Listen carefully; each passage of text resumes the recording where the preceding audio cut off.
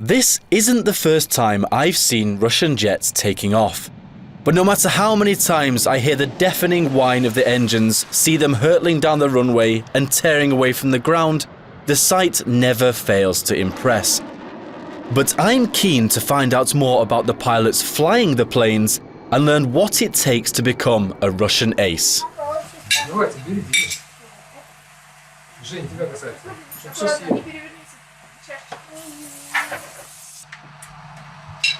Скажи, гринки, так мы с удовольствием, правда? Женя, скажи, всю жизнь бы ел гринки.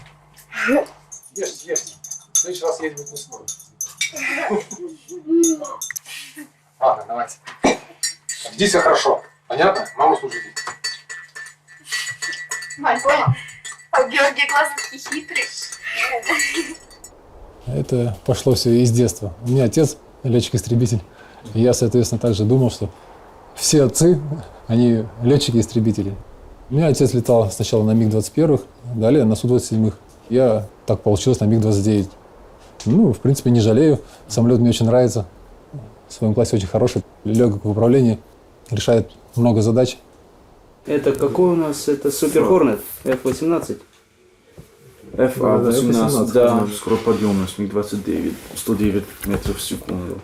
Ну, на самом деле, у нас побольше. На самом деле побольше, раза в 3. Это что, старый вариант самолета? Почему они так сильно ошиблись здесь в книге?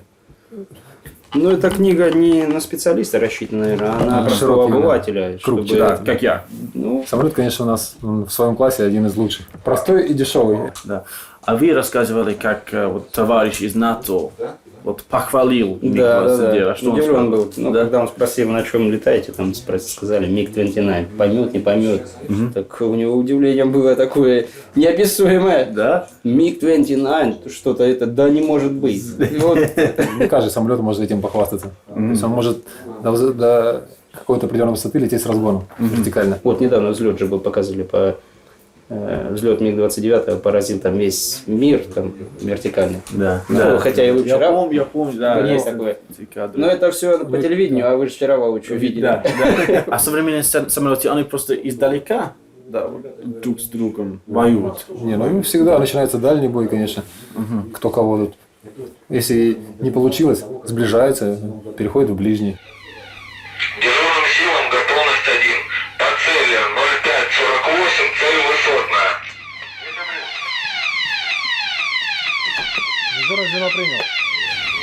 Here at the standby unit at Khalina Air Base in Kursk, Leonid is one of the pilots on duty.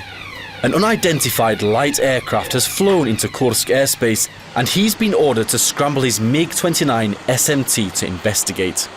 Leonid and his colleagues in Kursk serve in the Russian Air Force and are part of a legacy that stretches back almost 100 years. As well as defending the country's airspace, people and interests, the Russian Air Force's responsibilities include providing support to troops on the ground, reconnaissance and even detecting threats from space.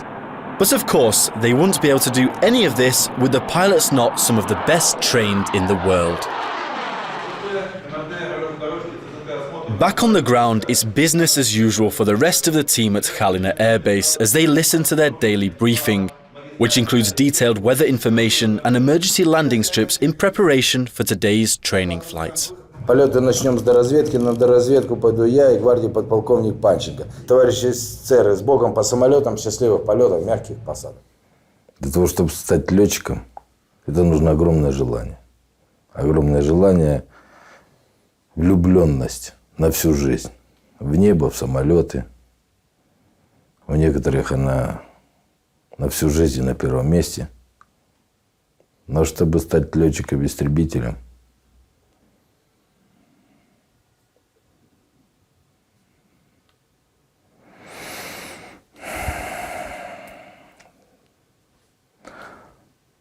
я так думаю, внутреннее состояние, которое может подвергнуть человека сделать такой необдуманный поступок, который впоследствии будет признан всеми. В некоторой степени истребитель это, я не побоюсь сказать это слово, это своего рода хулиган, это зачинщик, это лидер. И для него как бы не существует невозможного. Человек, который любит небо, самолеты и прежде всего свою родину. The relationship between a pilot and his plane is special. Each of the pilots that I met had their own pre-flight ritual they performed before getting in the cockpit and often thanked their plane afterwards for bringing them back in one piece.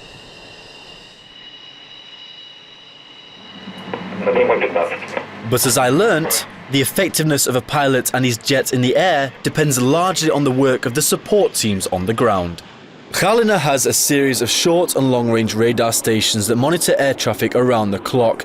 They help coordinate the pilots in the air and spot any intruders entering the airspace. Это пилотажные зоны, это район аэродрома, вот, который вот находится. Здесь вот посадочный курс, это схема движения на заход и на посадку. Вот это меточка от самолета.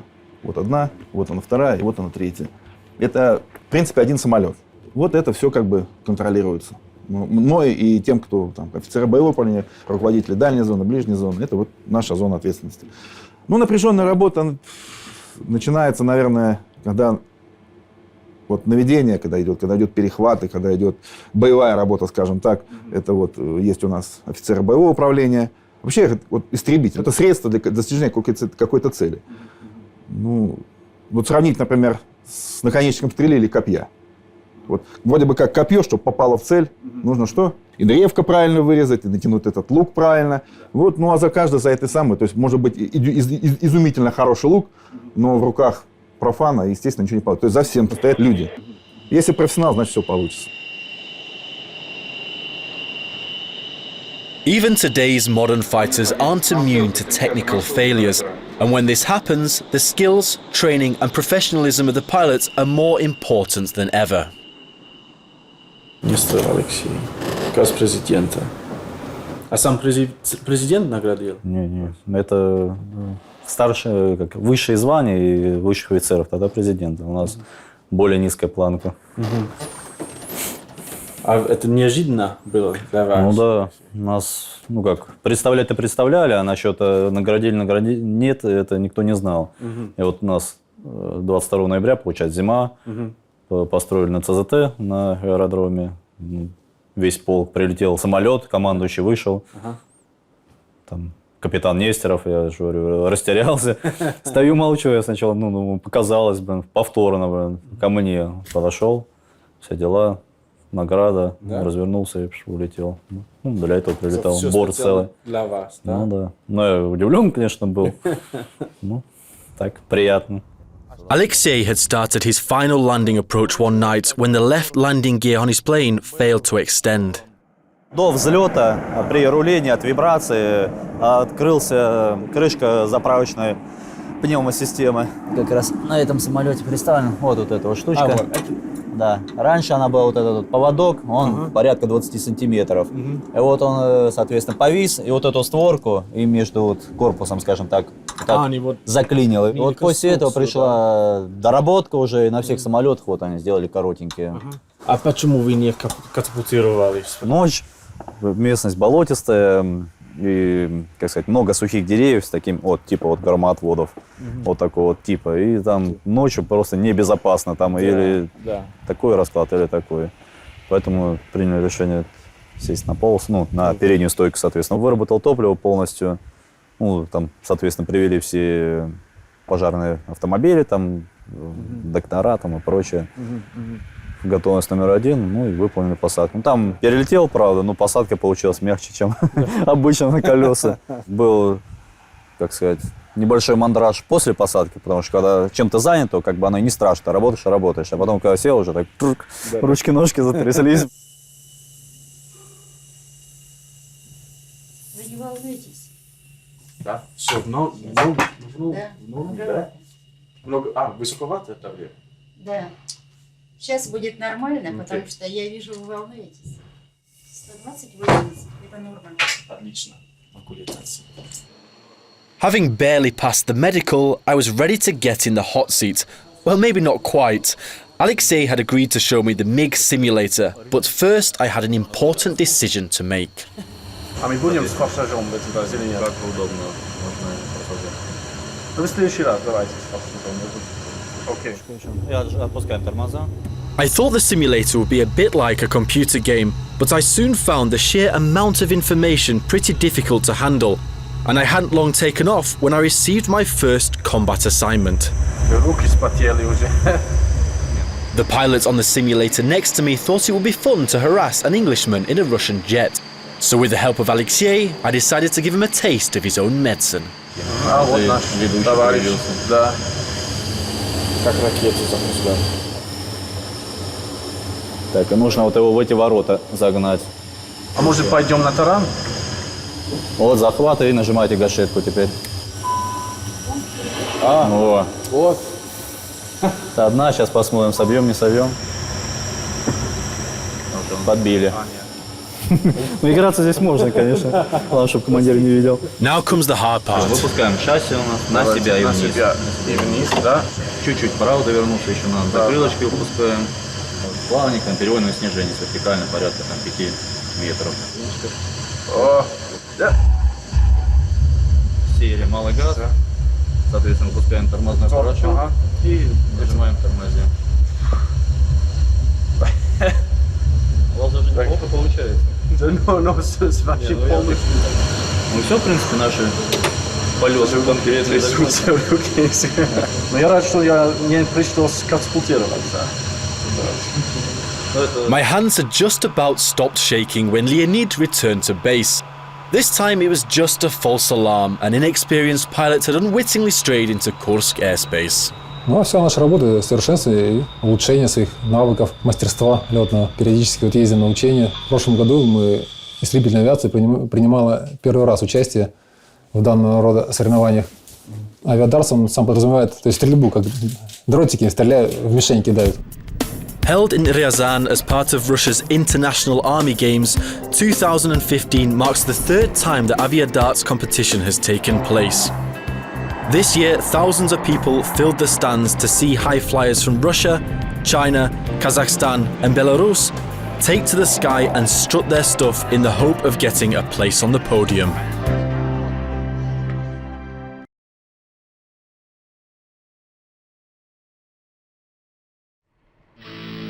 As I take some time out to swat up on some of the fighters at Aviadarts, ground crews and pilots alike are busy learning flight paths and getting their planes ready for the competition ahead. All in all this year, over 100 pilots will be based at 3 air bases in the Kaluga, Ryazan and Bryansk regions. They'll be flying 12 types of plane and helicopter to compete in 12 categories, including jet fighter, bomber and transport aviation. And with the exception of the Chinese Zhan J-7 fighter bomber, all the teams will be flying exclusively in Russian planes. Leonid will be flying in his MiG-29 SMT and he'll be up against fighters made by Sukhoi. And to the untrained eye, I must admit they look pretty similar. Russia has 2 main families of air superiority jets, MiG and Sukhoi. At one end of the scales we have the MiG-29 light fighter, while the weight and size of the Su-27 class it as a heavy fighter. In recent years, development of the MiG-29 has slowed somewhat, while the Su-27 has undergone numerous modifications which have given birth to the Su-30 and Su-35. The Su-35 4++ generation fighter is the most advanced fighter currently operating in the Russian Air Force. Compared to the previous model, it features more powerful engines, increased payload capacity, a lighter, sturdier titanium alloy frame, and its advanced computer navigation and targeting systems means that unlike the Su-30, it only requires 1 pilot. The Mikoyan MiG-29's agility, maneuverability and spin resistance make it the aircraft of choice of the Russian Strizhi or Swifts aerobatic team. Formed in the middle of the 1980s at Kubinka, the team's first demonstration was in 1991 and they've been wowing crowds with their mastery of the skies ever since. Но мы летаем на обычных самолетах МиГ-29, они обычные строевые, отличаются они только своей раскраской. То есть на этих же самолетах мы летаем и на боевое применение. Часто бывает так, что мы прилетаем в какой-либо из полков на гражданском судне, далее берем их самолет и уже выполняем демонстрационные полеты на самолетах той части. То есть для нас не имеет значения, на каком самолете летать. The opening ceremony of the Aviadarts competition featured spectacular displays from Russia's main aerobatic teams, who showed just what Russian aviation is capable of when the pilots are at the top of their game. The Strigi have put on over 50 shows a year for over their entire 24 years and have visited more than 25 countries around the world. And while the public were enjoying this performance, backstage, this year's competitors were walking through their flight routes, familiarising themselves with their target locations and plotting their direction of attack. Because this is the last time we'll see all the pilots in one place before the prize ceremony. As well as Leonid from Kursk, pilots from one of Russia's strongest fighter schools, Lipetsk, will also be taking part in the event. Denis and Igor. Конечно, все соперники очень сильные.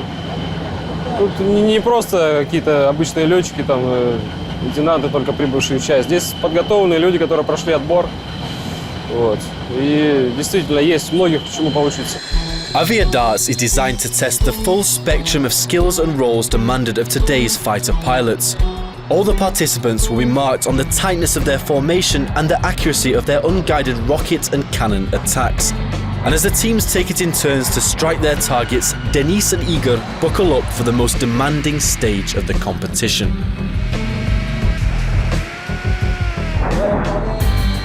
The MiG simulator had given me a small taste of the stresses and pressures a jet pilot faces, and that was with my feet firmly planted on the ground.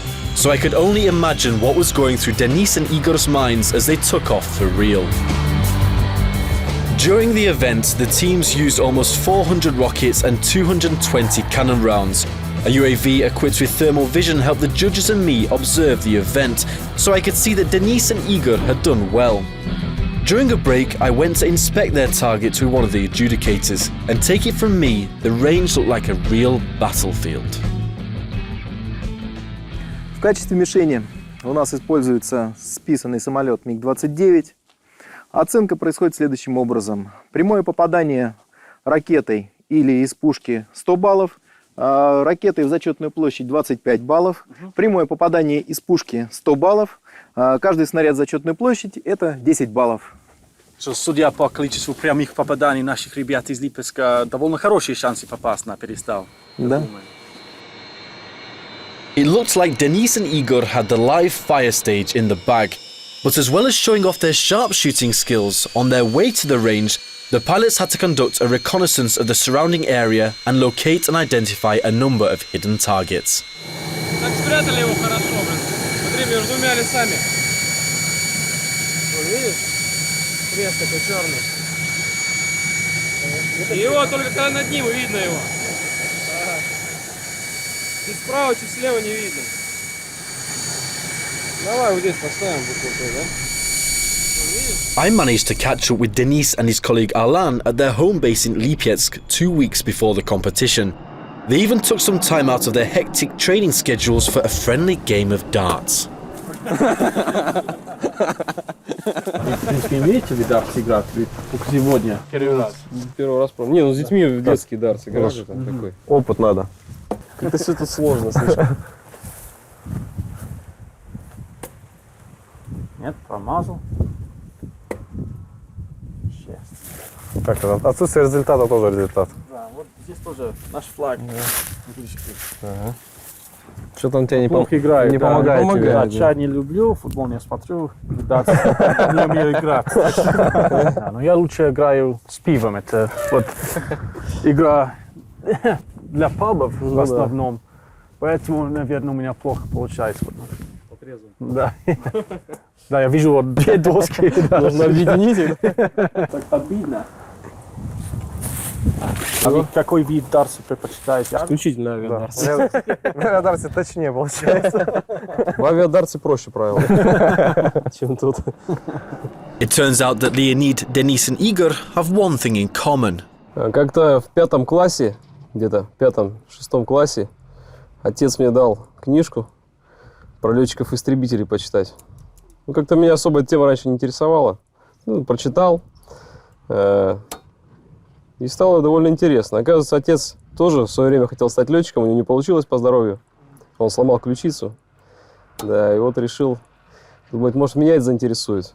Это вот мой отец, полковник Ткаченко Игорь Валентинович, герой Российской Федерации, заслуженный военный летчик Российской Федерации, летчик-снайпер. Фотография была сделана в Кубинке на каком-то из авиационных праздников. А это вот самолет, на котором он летал. Су-27. Пилотажной группы «Русские витязи». Igor's father had always dreamed of his son following in his footsteps and becoming a pilot.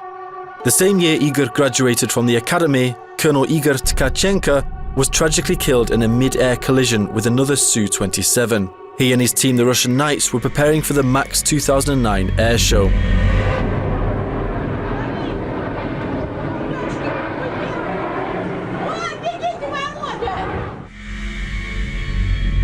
Now I know that if I were in Igor's place, I would think twice about becoming a fighter pilot, and I wondered if that thought had ever crossed his mind.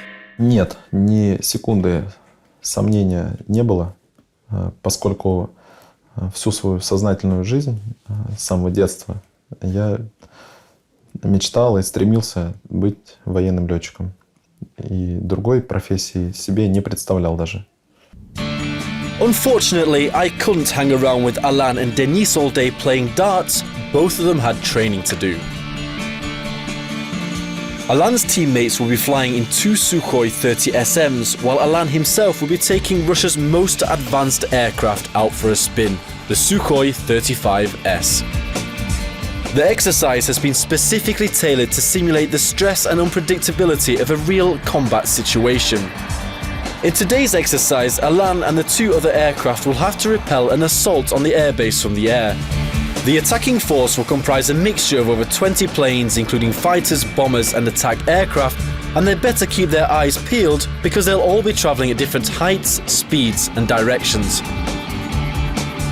As well as assessing the skills of the pilots and capabilities of their aircraft, Alan will also be giving his superiors feedback on the effectiveness of the training itself. And while Alan is busy fending off an attack in the air, Denis is getting ready for Aviadarts by honing his skills with virtual opponents on the ground in the Lipetsk Sukhoi 30SM simulator, which doesn't look to be any less exciting. Все. Цель поражена. Возвращаемся домой. As well as practical and virtual training, theory is an important part of a pilot's preparation. In addition to rockets and cannon, the pilots have some pretty impressive moves in their arsenal.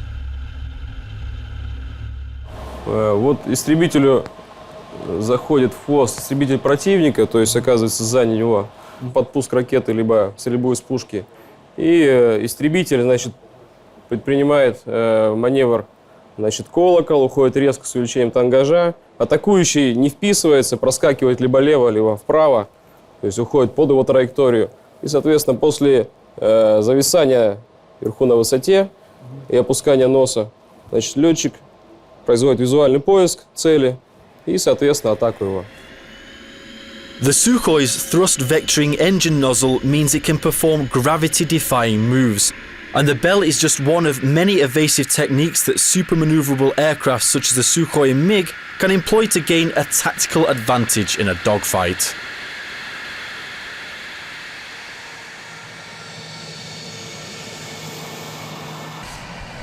Alan's returned from his training flights having eliminated 9 of the 20 attacking planes, and judging from the smile on his face, he looks pretty happy with that result. And he's not the only one. In Ryazan, the results of Aviadarts 2015 are in, and the winners are about to be announced.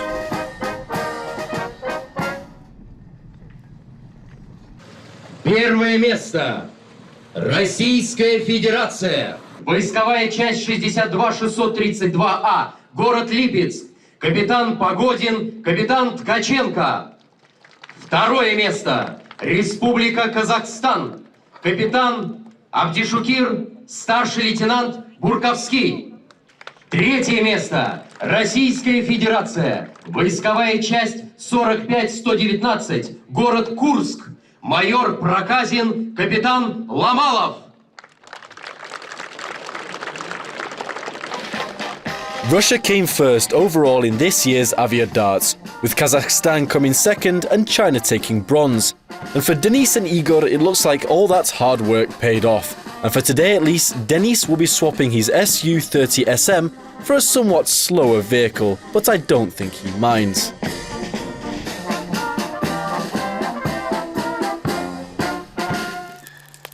Back in Kursk, Leonid also won a car in a special nomination for the precision of his flying, and he's also earned some downtime to enjoy a barbecue with his family. Дети. Смотрите на меня нормально. Женя, ты где спряталась? Жень. Вот. Человек, который выбрал профессию стать военным, но я считаю, он сам себе не принадлежит. Человек государственный. Я об этом не задумывалась, когда мы там встречались. И я стала, наверное, задумываться, когда родились дети. Я тогда, наверное, только осознала, что какая сложная у него работа. И это не гордость, это, я бы сказала, переживание. I was surprised by how down-to-earth and modest the pilots I had met were, given the huge responsibilities they bear. And while Leonid takes a well-deserved break, the Russian Air Force doesn't have that luxury. And life at air bases throughout the country goes on, as the pilots and their planes go about their work as usual.